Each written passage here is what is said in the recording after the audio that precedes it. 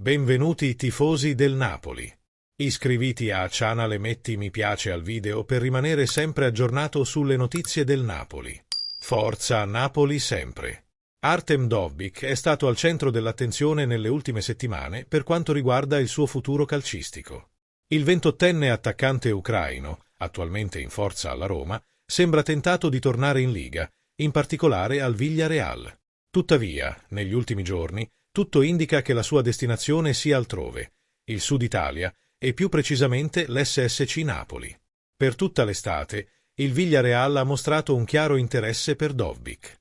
L'allenatore marselino, nella fase finale del mercato, lo vedeva come un attaccante capace di fare la differenza e di offrire esperienza in attacco.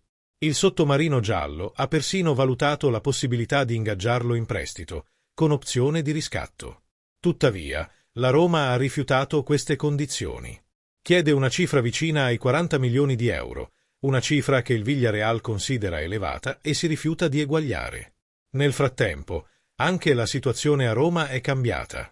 Dopo l'arrivo di Gianpiero Gasperini sulla panchina, l'ucraino è stato relegato in secondo piano nel nuovo sistema.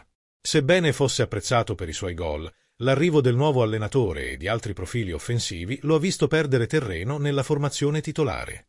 Allo stesso tempo, l'SSC Napoli ha rinnovato il suo interesse per Dovbyk. Secondo Football Italia, il club partenopeo avrebbe fatto un'offerta al giocatore, un contratto di 6 anni con uno stipendio netto di circa 3 milioni di euro all'anno. Per ora si tratta solo di un'offerta verbale rivolta direttamente al giocatore. Le trattative formali con la Roma non sono ancora iniziate. Una nuova destinazione. Il Napoli apre le porte? Ora tutti gli occhi sono puntati sul Napoli. L'offerta fatta al giocatore rappresenta un impegno a lungo termine. Sebbene il mercato sia ancora in evoluzione e il nome di Dovbyk compaia ancora in diversi pronostici, l'interesse del Napoli sembra essere l'opzione più concreta al momento. Per il Villarreal, questo rappresenta una battuta d'arresto nei piani di rafforzamento del proprio attacco.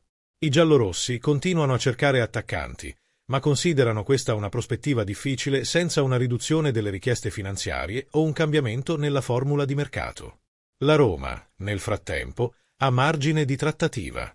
Sebbene non abbia ancora firmato alcuna proposta, la sua valutazione di Dovbyk chiarisce che preferisce attendere offerte che recuperino una parte significativa del suo investimento. Dovbyk, da parte sua, sembra intenzionato a prendere una decisione. A un anno dal suo trasferimento, per una cifra vicina ai 38 milioni di euro dal Girona, e nonostante alcuni disaccordi con il nuovo allenatore, è probabile che apprezzi molto la stabilità e le prospettive future che il Napoli offre.